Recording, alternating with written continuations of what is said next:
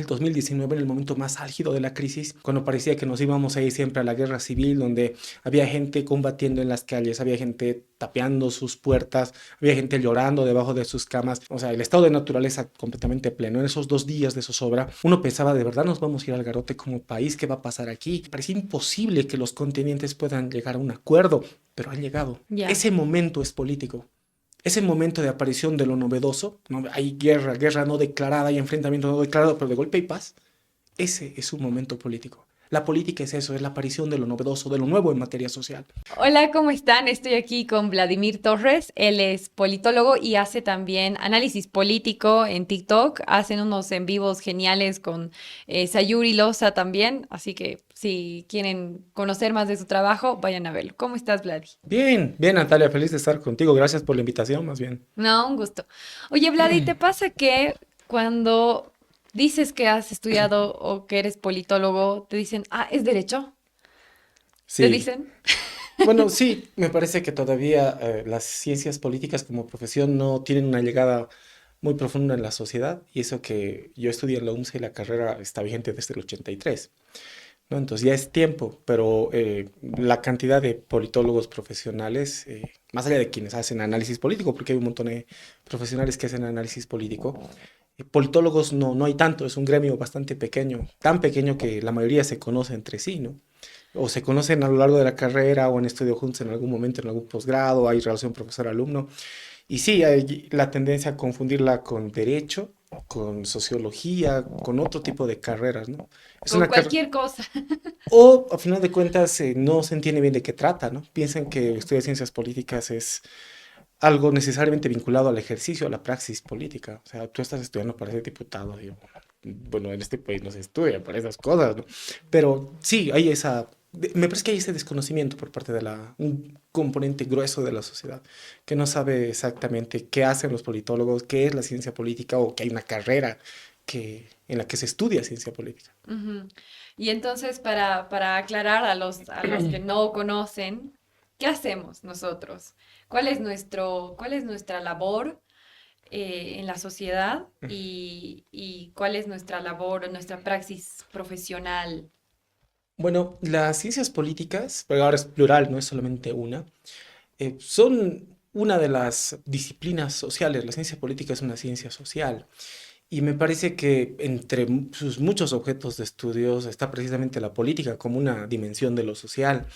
Me parece que de la multiplicidad de relaciones, procesos sociales que existen, una parte de esos procesos, una parte de esa dimensión es política. Es decir, tiene que ver con las luchas por el poder, tienen que ver con el control del Estado, tienen que ver con el desarrollo institucional, tienen que ver con la producción de normas y valores políticos, tienen que ver con la dirección y orientación que tiene lo social. Me parece que el profesional en ciencias políticas precisamente se forma para conocer esos fenómenos, para interpretarlos, ¿no? En materia, en temas, en un lenguaje mucho más general. Pero ya aterrizando a algo más concreto, a nosotros nos enseñaban siempre en la carrera que el politólogo era un profesional multidisciplinario, ¿no? Que podía realizar varios tipos de actividades. Obviamente el asesoramiento, tanto a empresas públicas como a empresas privadas, ¿no? En el sector público y en el sector privado se necesita asesoramiento político de diferente tipo. Los politólogos se dedican también a la gestión, ¿no? Un trabajo muy parecido al que realizan los administradores, pero mucho más técnico, supuestamente.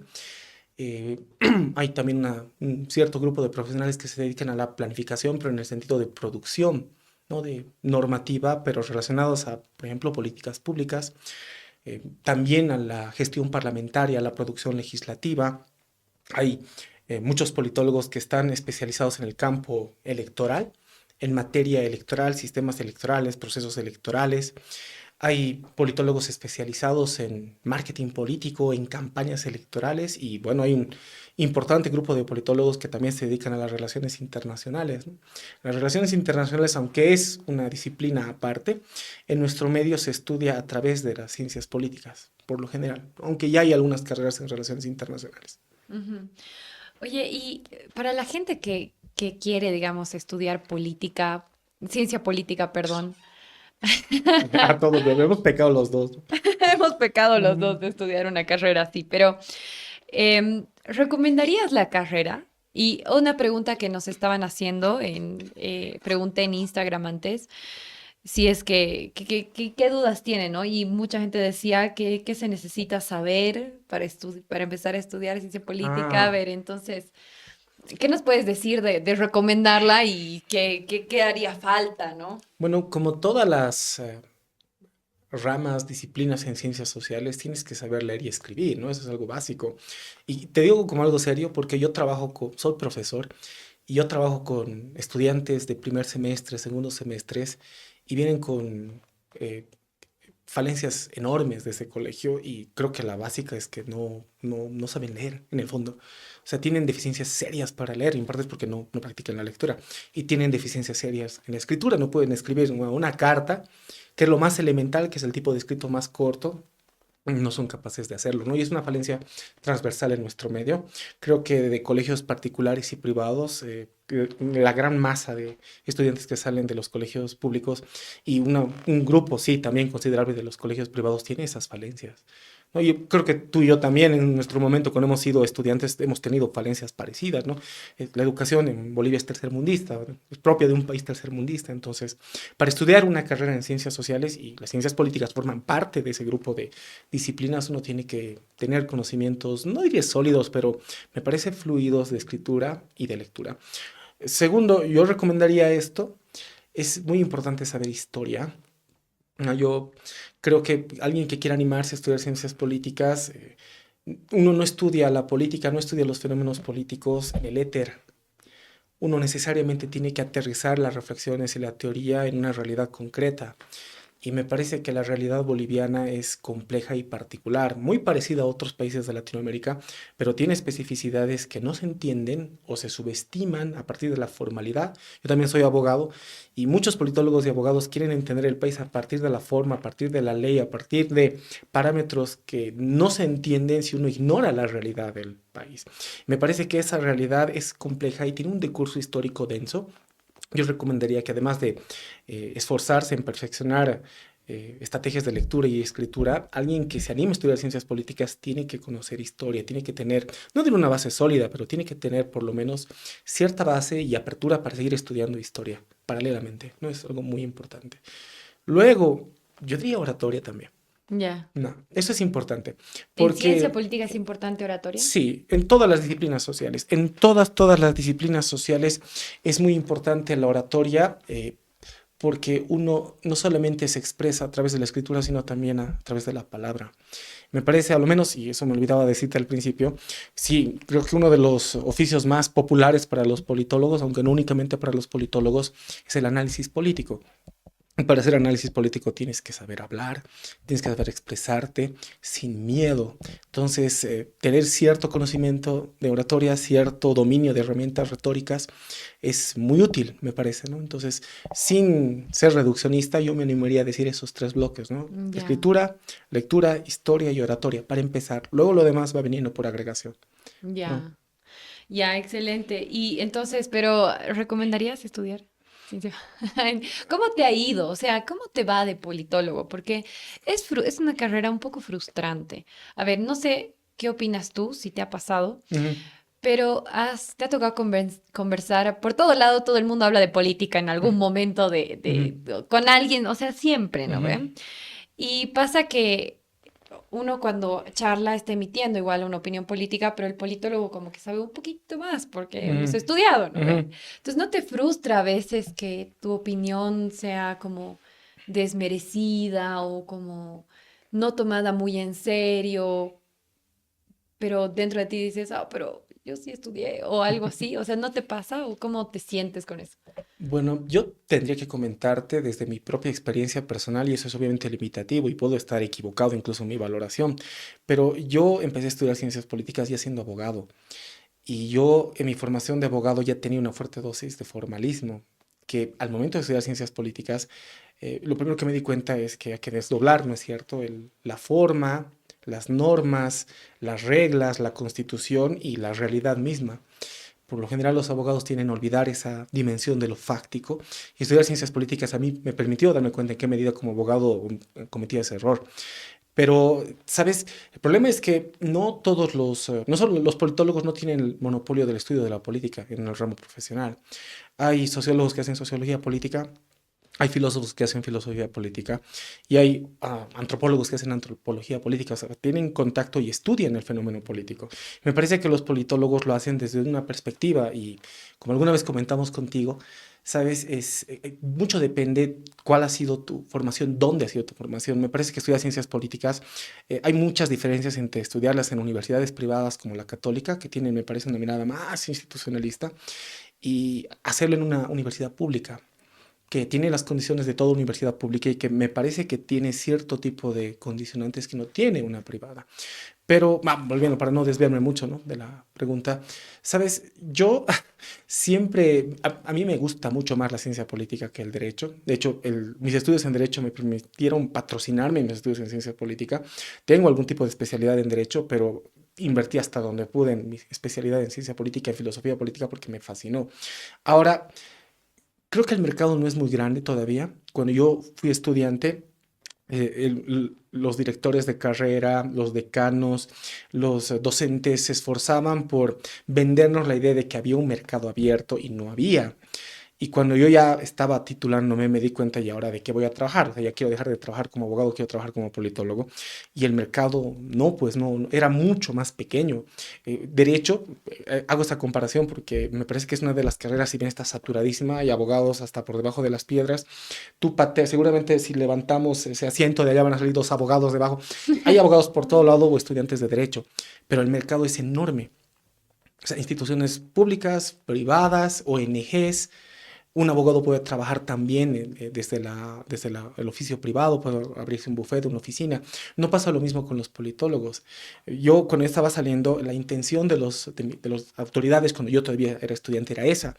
Nos decían, la idea es que generemos la necesidad de que todas las instituciones públicas, privadas, internacionales, tengan que tener una oficina de politología, así como tienen una dirección jurídica, una jefatura jurídica, como hacen los abogados. Nosotros tenemos que hacer algo así. Claro que los abogados vienen haciendo eso desde hace más de 2 siglos, pero el caso es que la ciencia política, cuando yo me gradué, no tenía esas condiciones. Entonces fue para mí bastante frustrante, pero me he abierto paso como he podido, he aprovechado, he invertido cierto tipo de recursos, he trabajado en la docencia con consultorías, pero es una batalla, ¿no? Ahora que estamos en un momento de crisis, es una batalla ardua y bueno, para los jóvenes es más duro. Alguna vez hablo con jóvenes que están todavía estudiando, no ni siquiera jóvenes profesionales, sino jóvenes que están empezando a estudiar. Y les digo que ser profesional ahora es mucho más complicado que hace 15 años, porque cada vez hay más profesionales. Las universidades públicas y privadas arrojan cientos y cientos, miles de profesionales y no existe la capacidad, no hay mercado ni ofertas en esa proporción. Me parece que en el caso de los politólogos se nota eso con fuerza. Yo tengo muchos colegas o muchos compañeros de estudio que no han acabado o se han quedado como egresados y han preferido estudiar derecho. Yo he ido a la inversa, estudio Derecho y luego Ciencias Políticas, y muchos con los que he empezado, que eran changuitos, jovencitos, yo les llevaba por unos 3 4 años, estaban empezando a estudiar Ciencia Política y se dieron cuenta que no había futuro en Ciencia Política y se fueron a Derecho. Y bueno, conozco muy pocos politólogos de mi generación que se dedican a la ciencia política. Algunos sí están trabajando en organizaciones internacionales, trabajan en ONGs, algunos trabajan en el Parlamento, pero un buen número se quedó en el camino, ¿no? Eso hay que ser realistas, la situación de nuestro país. Es pues complicada. Mm, Y estabas mencionando como que hay que generar esa necesidad ujú, de que la ciencia política esté presente. mm, Una dirección de politología, ¿a mm, qué se dedicaría? Por ejemplo, yo lo primero que se me viene, dirimir conflictos, ¿no? mm, Ayudar a la resolución de un conflicto. mm. ¿Qué más podrías pensar tú o qué podrías acotar a eso? Pues mira, esa era una idea de los directores de carrera, las autoridades cuando yo era estudiante, con la que yo en ese momento no entendía, era un ignorante y ahora no significa que conozco más, pero sé las condiciones del mercado con mayor profundidad. Creo que quizá esa no sería la solución. En primer lugar, porque si nos vamos a dedicar a la conflictología, la competencia más grande son los abogados. Mm, El segundo grupo serían los conciliadores, las oficinas mm. de conciliadores, de mediadores, de árbitros, ya tienen, digamos, su espacio. Entonces, me parece que el camino sería volver más multidisciplinaria la carrera y también la oferta de mercado. Me parece que los politólogos se están especializando en un campo que es muy pequeño y que depende de instituciones, ¿no? Me parece muy difícil entender que hay un politólogo que se autogestione, que sea un profesional independiente. Por lo general, una diferencia con los abogados pueden ser profesionales independientes, los politólogos no.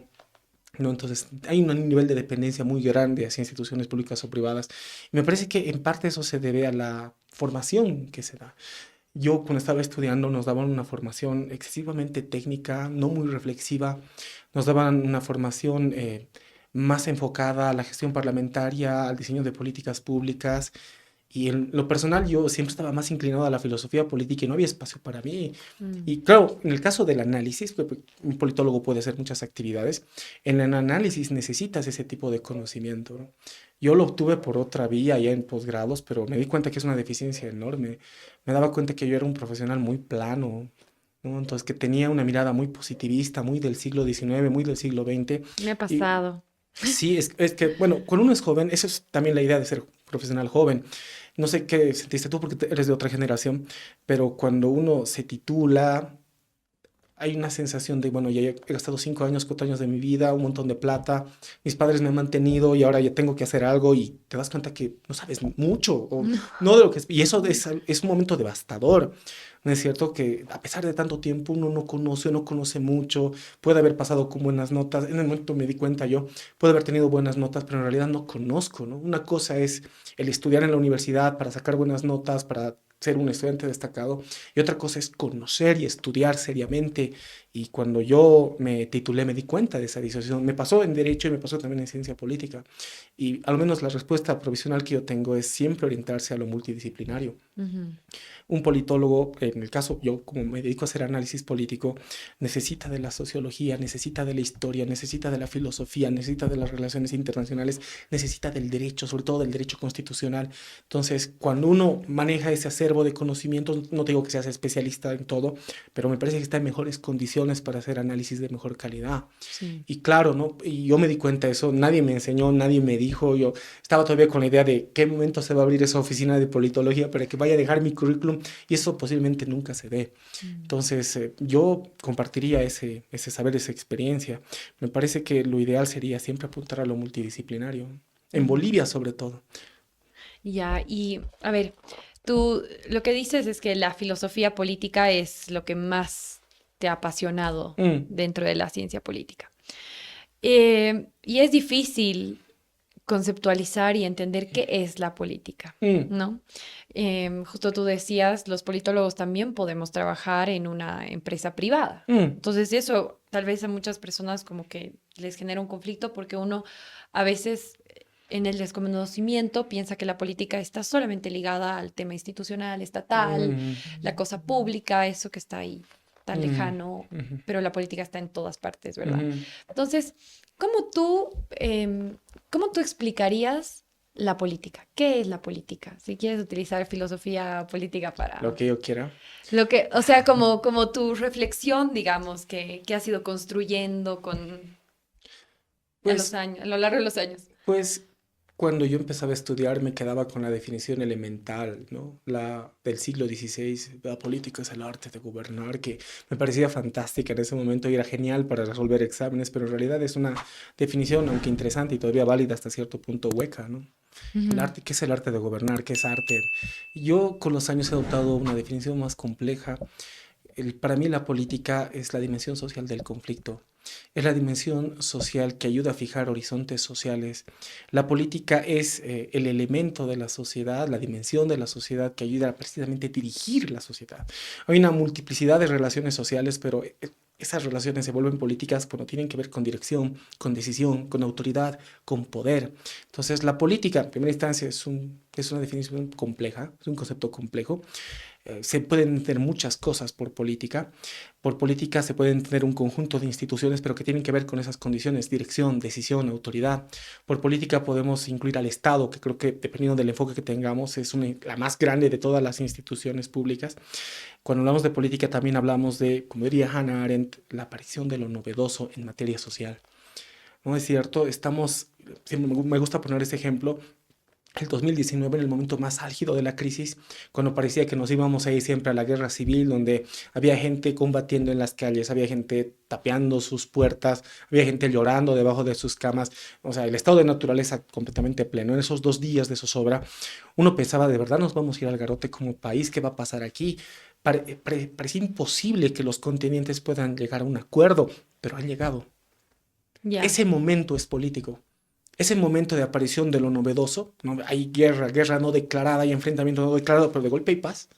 Ese es un momento político. La política es eso, es la aparición de lo novedoso, de lo nuevo en materia social. ujú. Viceversa, estamos en un momento de paz, de transacción, de negociación, pero abruptamente estalla un conflicto tan grande y ahora estamos en guerra. Ese momento novedoso de la aparición de lo novedoso en materia social también es la política, ¿no? Hay múltiples definiciones, pero yo manejaría esas para empezar. Ya, wow, me ha encantado. De este momento que tú dices, o sea, la política sería en todo caso un momento. Son muchas cosas. Puedes entender a la A política ver, como o un sea, momento. quiero que Ujú. te explayes con... Puedes entender la política bajo la última definición que he dado como un momento, pero también puedes entender la política como la construcción del orden. Es otra. O sea, La no hay un construcción del no orden como un consenso, una capacidad de como escucha. ambas cosas. Ujú, Puede haber una construcción de un orden social determinado en condiciones de conciliación, de negociación. Bolivia después de la huida de Goni, en qué medida los actores llegan a concordar sin eliminar sus intereses, hay una especie de estado de acuerdo y se crea un nuevo orden en el cual Carlos Mesa es el nuevo presidente. Hay consenso, pero hay momentos en los cuales el nuevo orden se construye a partir de la lucha y la violencia. ujú. Es una construcción no acabada, es una construcción accidentada, pero no deja de ser orden. Bolivia el 2019. Ujú, Yanine Áñez, presidenta transitoria. ujú. Me parece que sectores importantes de la población, el MAS, al menos la facción que ahora es evista del MAS, nunca ha estado de acuerdo y han intentado pugnar, rechazar, pero el orden se ha construido. O sea, hablamos de política también cuando pensamos en que el orden social es necesario para vivir. No podemos vivir en entropía, en desorden, en caos. Siempre se necesita un orden, sea un orden comunista, un orden liberal, no importa. Pero ese orden no se construye de manera necesariamente pacífica. Es conflictivo. Ese proceso de construcción del orden, el proceso de destrucción, de desmoronamiento, de construcción de un orden, el proceso de emergencia de un nuevo orden, todos esos son fenómenos políticos. La política puede entenderse desde esa perspectiva como un proceso de construcción del orden social, de mantenimiento del orden social o de fundación de un nuevo orden social. Esa es otra. O sea, yo cuando me dicen qué es la política, digo, la política es todo eso. La Claro, es que política, es muy complejo, es claro, muy, muy y la complejo. política tiene que ver con relaciones de poder. La política es la dimensión de lo social que se refiere a las luchas por el poder, a las luchas de intereses también. O sea, no hay una sola definición de política. Yo cuando enseño la definición de política, a mis estudiantes les digo, hay 5 o 6 que yo manejo, pero es así. Autores, ok, Sí, que, sí, entre autores nacionales e ya. internacionales, entre Hannah Arendt, por ejemplo, entre Chantal Mouffe, por ejemplo, de todos esos autores y algunos nacionales, pero podemos seguir, ¿no? Explorando más y más conceptos, retrocediendo hasta Aristóteles, acudiendo a Maquiavelo. O sea, no hay tal vez algo más político que la propia definición de política. Es, me parece, una acepción muy compleja que puede llenarse de diversos contenidos. Y yo creo que cuando uno define lo que es la política, puede escoger uno o dos, pero deja de lado los demás. No es algo al mismo tiempo político. Decir qué es la política ya, al uno definir, al intentar definir lo que es la política, ya adopta una posición política. De hecho, es una manera interesante para descubrir cuál es la percepción ideológica de tu contrincante. ¿Es de izquierda, es de derecha, es de centro, es indigenista, es indianista? De preguntarle qué es la política. Y te va a dar pues, posiblemente una concepción que tenga una orientación ideológica, Claro, o que implica sea, un corte necesariamente, ¿no es cierto? ujú, Para mí la no, política es consenso. Pero la política es consenso, sí, pero también la política es conflicto, es lucha. Todo eso es política. ya, oye, y dabas el ejemplo del 2019. Ujú. De todo el conflicto que ha pasado, ¿cuál sería ese momento de la política que mencionabas al principio, ¿no? el concepto de política como dimensión social, Como ese momento que decías la aparición de lo novedoso. ajá, aparición de lo novedoso en el 2019, ¿qué podrías Hasta lo decir? tengo en fotos para diapositivas. Meche. El momento en que, eso puede estar sujeto a interpretación, pero para mí es el momento en que Janine Áñez y Eva Copa se dan un beso y aprueban la ley de convocatoria a las nuevas elecciones. Ya, Anulan oye, las, me claro, gusta un montón esa claro, eso es algo imagen. nuevo, ¿no es cierto? Se anulan las antiguas elecciones, el evismo está derrotado, pero se crean, ¿no?, las posibilidades de que el país se regenere y vuelva a la, entre comillas, normalidad. Ese sería un momento fundacional, típicamente político. ¿Y tienes la foto? Sí, Sí, me la sí, vas a pasar y vamos claro. a poner para que ustedes también vean. Claro, claro, te lo paso. Lo tengo en una diapositiva, lo saqué de Google, pero claro, se están dando un beso. Claro, ahora eh, Eva Copa va a negar por todas las formas y caminos a Janine Áñez, pero en su momento, unos meses fueron, no diría aliadas, pero No, pero les coexistieron. tocó, o sea, les tocó gobernar, les tocó trabajar, digamos, no tuvieron otra opción. Sí, pero Eva Copa se dio cuenta de que si se acercaba mucho a Janine Áñez estaba perdida. Creo que uno de los principales errores de Janine Áñez, de ella y de su entorno, fue permitir que Eva Copa se vaya. Tenían que agotar los mecanismos para tenerla cerca. Tal vez nunca iba a ser funcional ni aliada, pero desde el momento en que ella se da la vuelta y los bloquea en la asamblea, su gobierno está perdido. Janine Áñez estaba en una situación muy parecida a la que actualmente está Luis Arce. Tiene una asamblea en contra, una asamblea bloqueada. No se puede gobernar un país si la asamblea no promulga leyes, si la asamblea no aprueba leyes para que el presidente las promulgue. Y me parece que Janine Áñez en su momento políticamente permitió que Eva Copa la expulsó prácticamente. Eva Copa no tenía otra salida más que volver con el MAS, rearticularse con el evismo, ¿no? Creo que ahí es más complejo, estamos ya desviándonos a otro tema, Nos pero estamos desviando, sí, sí, pero pero es interesante siempre hablar de ese tipo de temas, ¿no? Pero creo que el fenómeno político tiene que ver con eso, ¿no es cierto? Con rupturas, con alianzas. A veces yo escucho politólogos que digan, tienen una visión muy institucionalista, ¿no? Muy anglosajona, muy de primer mundo, como diciendo, es que la política tiene que ser unos tipos debatiendo en el parlamento. Eso puede ser, y en Bolivia sucede eso. Debaten, a veces se golpean, pero la política, y eso creo que tiene que ver con algo que me preguntaste al principio, no sucede únicamente en espacios institucionales, no sucede únicamente en los espacios formales donde debería existir. Bolivia es uno de esos países en los cuales las relaciones políticas, los principios políticos y las prácticas políticas discurren en escenarios y en espacios que no son los tradicionales. ¿Hay política en el Parlamento? Hay. ¿Hay política en la Casa Grande del Pueblo? Claro que sí, pero la política también está en un sindicato. La ujú, política también ocurre en un colegio de profesionales. La política también, desde una perspectiva ya más, yo diría, feminista en ese aspecto, también sucede, digamos, en una discusión de prevalecer o no la autoridad de un padre con sus hijos, ¿no? Entonces, la política es transversal a las relaciones sociales. Me parece que habría que analizarla en esa complejidad, mirarla con esa complejidad. totalmente. Y Vladi, a ver, otro término, digamos, de la ciencia política, de los miles que hay, Ujú. es la democracia. Mm. ¿Qué piensas de la democracia? Pues podría partir mi reflexión de ese adagio que se ha hecho tan popular de que la democracia es la peor de las formas de gobierno existentes, exceptuando todas las demás, pero creo que es demasiado mainstream, demasiado explotado. Mira, la democracia es un concepto político y tiene muchas definiciones. Decir que es una forma de gobierno es decir algo demasiado elemental y formal. Me parece que la democracia es un sistema. La democracia es una conjunción de valores y también la democracia es una forma, un estilo de vida, ¿no? Es todo eso a la vez la Ay, yo democracia. estoy súper de acuerdo con lo del estilo de vida. Ujú. ¿Puedes desarrollar más esta parte? Pues la democracia está compuesta por normas, pero también por valores que no solamente permean las instituciones políticas, sino también las instituciones sociales.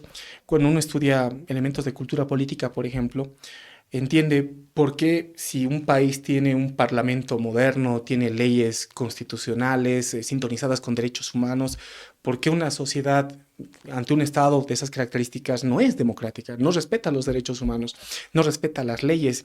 Mucho tiene que ver en qué medida los valores democráticos permean a la sociedad. Me parece que cuando hablamos de democracia, de todas las formas de definición posibles, al entenderla como una forma de vida, como un estilo de vida, tiene que ver precisamente con cómo la sociedad asimila valores, propuestas, normas y pautas democráticas. No estamos hablando solamente del juego parlamentario, no estamos hablando de la celebración de elecciones, que sin duda son eventos democráticos, pero entender la democracia en un sentido más complejo como forma de vida tiene que ver en qué medida la sociedad responde a esos valores. En qué medida no los parlamentarios, no los presidentes, no la oposición y el oficialismo, sino la sociedad vive la democracia, respete esos valores.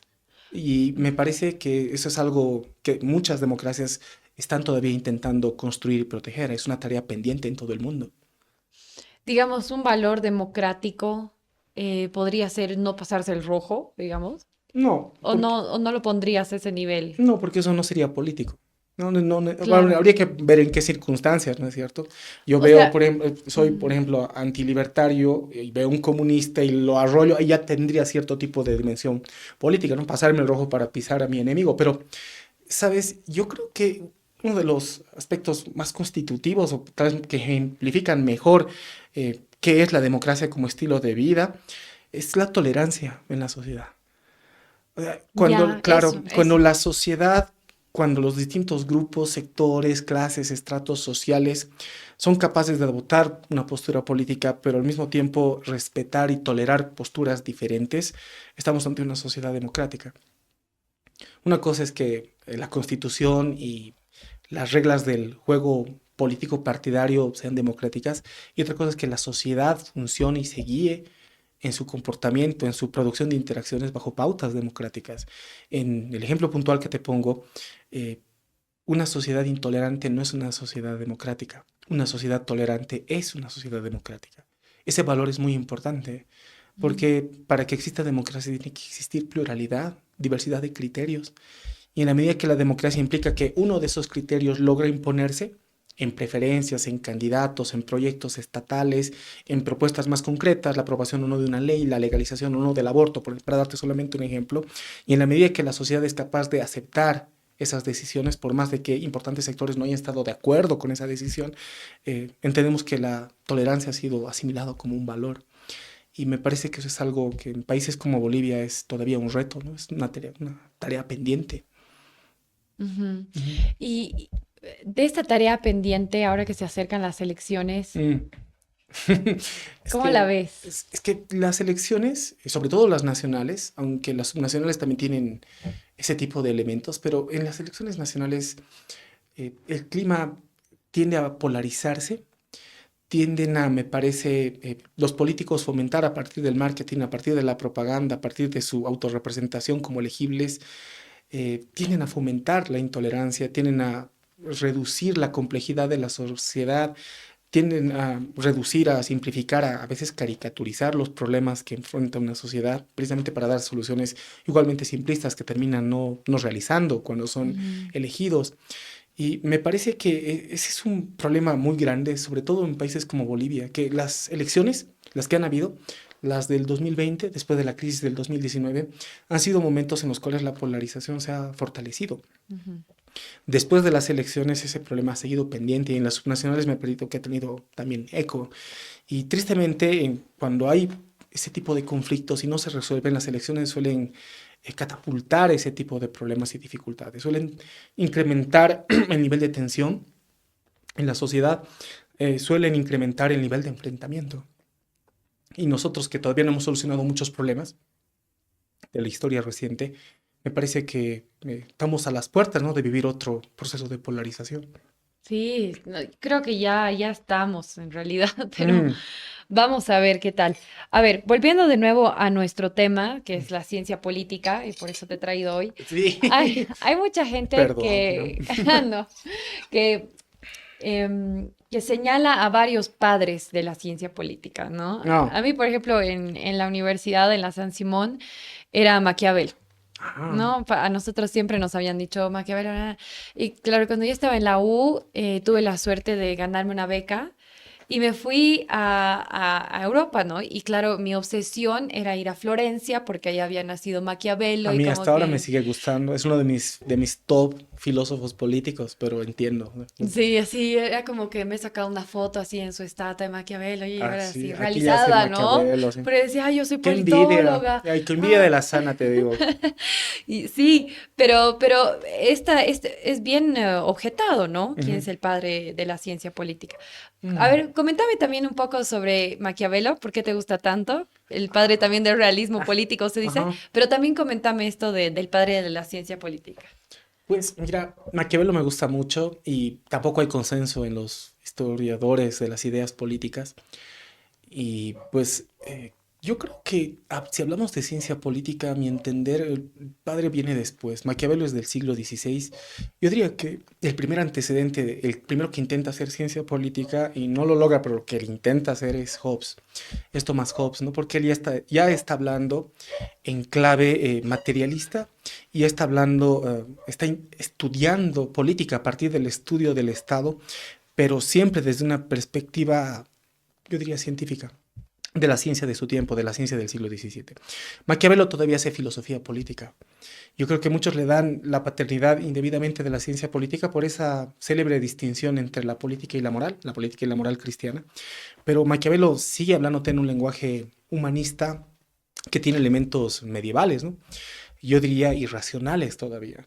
Es, y ahí va, voy a tratar de responder ambas cosas con mi... Fuerte, fuerte eso de irracionales. Es que no, ¿sabes? En El Príncipe y en los discursos sobre la primera década de Tito Livio y en El arte de la guerra, ese libro que le plagié el título a Sun Tzu, bueno, el mismo título, Maquiavelo le da mucha importancia a factores irracionales y su pensamiento está lleno de esos elementos. A mí me encanta porque eso lo hace más apasionante, pero me parece que precisamente por eso no podría no ser catalogado dentro del Como grupo de los ciencia. como ciencia, exacto. El lugar que le da a la fortuna, la diosa fortuna, ¿no? La fortuna como deidad y, pues ese elemento me parece que le da unas características a su pensamiento que lo vuelven pues, precientífico. En cambio, Hobbes ya intenta hablar del Estado, buscar presupuestos racionales del origen del Estado.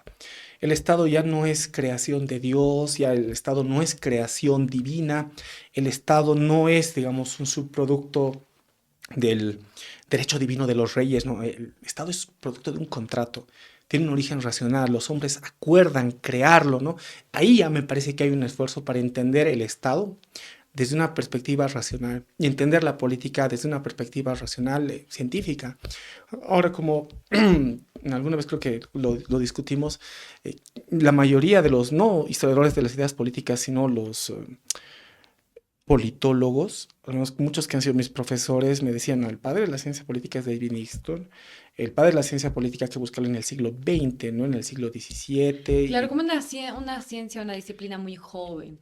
Sí, pero hay antecedentes. Me parece que ese es un criterio muy débil. O sea, ya ha habido intentos antes. De hecho, la filosofía política se puede rastrear hasta Sócrates, ¿no? Hasta Claro. Platón. Entonces, ya ha habido un tipo de reflexión política. Pero cuando hablamos de ciencia, me parece que hay que irse al siglo XVI para adelante, ¿no es cierto? Claro, No con muy el atrás. positivismo de Comte, o sea, ese, digamos, Claro, yo diría que incluso antes que Comte, porque Comte ya es tardío el positivismo, me parece la ciencia positivista es un tipo de ciencia posterior, pero la aparición de la primera ciencia, la primera versión de ciencia moderna proviene del Renacimiento, es posterior del Renacimiento.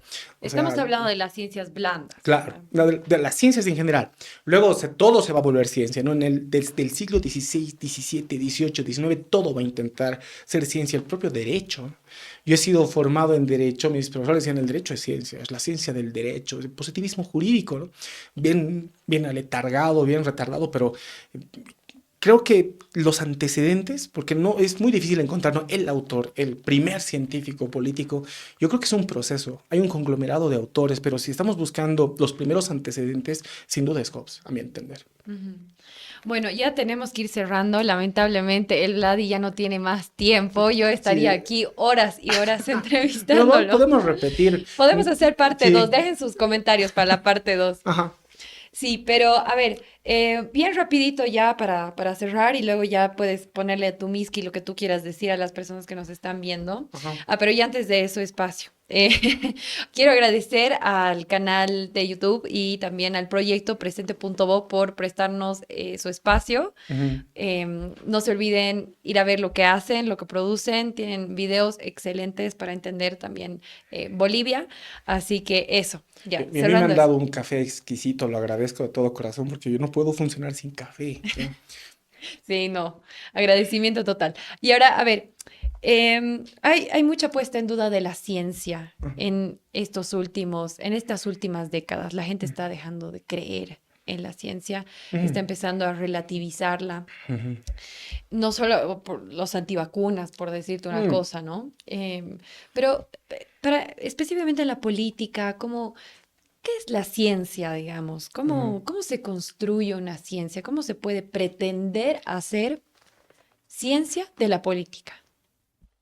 Pues mira, yo creo que tiene mucho que ver con la producción de presupuestos, la búsqueda de leyes, pero al mismo tiempo de un campo específico. A mí me gusta mucho cuando hablo de ciencia y podemos aplicarlo a la ciencia política, la obra de Thomas Kuhn, Ujú. ¿no? Las revoluciones científicas, su obra más importante de epistemología de la ciencia. Y él decía, hablar de ciencia es hablar del producto de las reflexiones y los acuerdos de expertos. O sea, en la medida que existen expertos que te dicen qué es la ciencia, estudian y heredan ese conocimiento que es recibido por otro grupo de expertos, podemos hablar que ha nacido una nueva ciencia. En el caso de la ciencia política, eso es algo bastante tardío, es algo del siglo XX.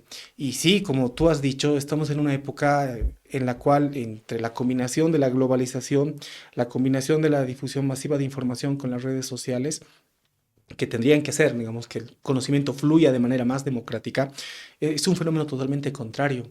Me parece que de pocas personas les interesa, ¿no es cierto?, conocer presupuestos científicos, no solamente de la ciencia política, sino de cualquier ciencia. Y en parte me parece, y eso lo decía Carl Sagan, que faltan difusores científicos. Por eso yo valoro mucho lo que haces tú, lo que hacen Ay, los gracias. compañeros de Urgel, porque esto es sumamente necesario. De lo contrario, el conocimiento de cualquier ciencia, no solamente de la ciencia política, se vuelve un saber de expertos, ¿no? De 20 tipos que No se escriben unas revistas. democratiza. Exacto, pero es que ese no es cuestión de decir lo vamos a democratizar. Oye, léete mi Mm. tesis doctoral. Y me parece que al público en general no le va a interesar porque no va a entender. Es necesario siempre un grupo de profesionales, en este caso cientistas políticos, que se den el trabajo de traducir, de volverlo más didáctico, de hacerlo más comprensible. A mí me gusta mucho porque soy profesor y me apasiona la enseñanza. Lo que decía Foucault sobre la enseñanza, es momento de erotizar la enseñanza. Tenemos que volverla atractiva. Y me parece que muchas disciplinas, la ciencia política sobre todo, se vuelven poco atractivas cuando uno le quita la dimensión erótica a la difusión del conocimiento. Tiene que volverla excitable al público. Y me parece que el público, los terraplanistas y demás, tienen éxito porque son hábiles para difundir su mensaje de manera entretenida, de manera seductora. Y me parece Bien que, seductor. claro, súper seductora y sencilla, ¿no es cierto? Cosa que pueda repetir como un mantra. Me parece que ese es un mérito, por ejemplo, de Carl Sagan. Y eso es algo que nos falta en Bolivia, no solamente con ciencias duras, blandas, con todas las ciencias. Tenemos, me parece, científicos sociales, cientistas sociales muy destacados, historiadores, historiadoras sobre todo, envidiables, pero que su conocimiento sigue siendo un conocimiento de gabinete, muy especializado. Se necesitan comunicadores, profesionales, politólogos en nuestra rama, ¿no es cierto?, que le entreguen al gran público ese conocimiento, pero más simplificado en claves de difusión para que no se conformen con eso, sino que tengan la necesidad de adentrarse poco a poco en el conocimiento más profundo. Ese es un trabajo muy importante. El trabajo de la difusión.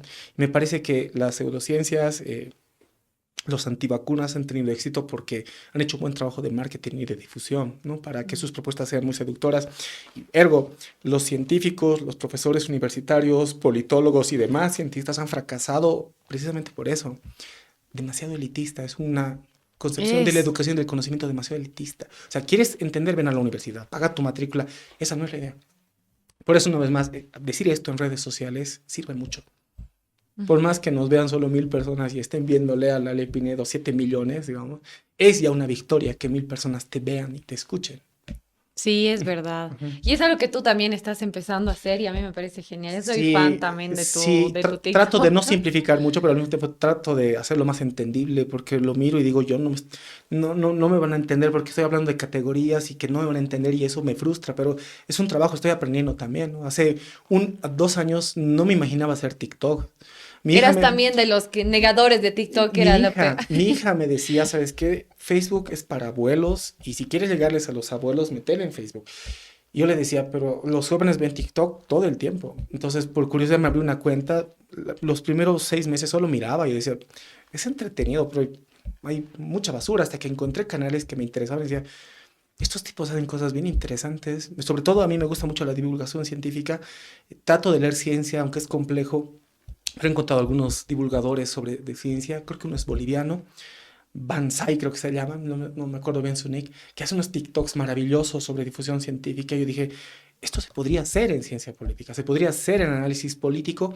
Claro, he intentado a mi manera hacer, lo primero que hacía es subir mis entrevistas, que son aburridas y largas a veces, pero ya estoy intentando tratar de acortar el contenido, mejorar edición, pero estoy aprendiendo. Y Es difícil. sí, sí, sí, sí, sí. O sea, para mí al menos es todo, pero es una lucha, ¿no? Es. Mm, Oye, gracias, Vladi, por No, tu pues tiempo de nuevo. No sé qué cosita quisieras que comentemos, que hablemos, que no te he preguntado. es que hay harto, mira, creo que hemos estado 10 minutos hablando de Eva Coppola, Janine Áñez. A mí estas cosas me emocionan y yo voy a hablar, a hablar. Me he puesto alarma porque tengo que estar en otro lado en 15 minutos y salir de este lugar me va a tomar media hora nomás, creo, pero claro, sabes, a mí estas cosas me encantan. Por eso, si quieres hacer una segunda parte, cuando vengas la siguiente o la subsiguiente, o te estaba por decir, por eso te he preguntado, ¿es presencial o virtual? Ujú. Porque también lo podemos hacer virtual, ¿no es cierto? O sea, Hagamos un en vivo en TikTok. claro que sí, podemos hacer un jueves, un viernes, un domingo, o sea, podemos quedar.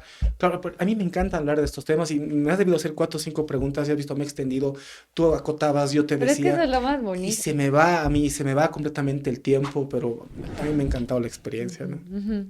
Súper. Entonces, bueno, ya sin nada más que decir, de nuevo, gracias, Vladi. No se olviden darle like, comentar, compartir y obviamente suscribirse.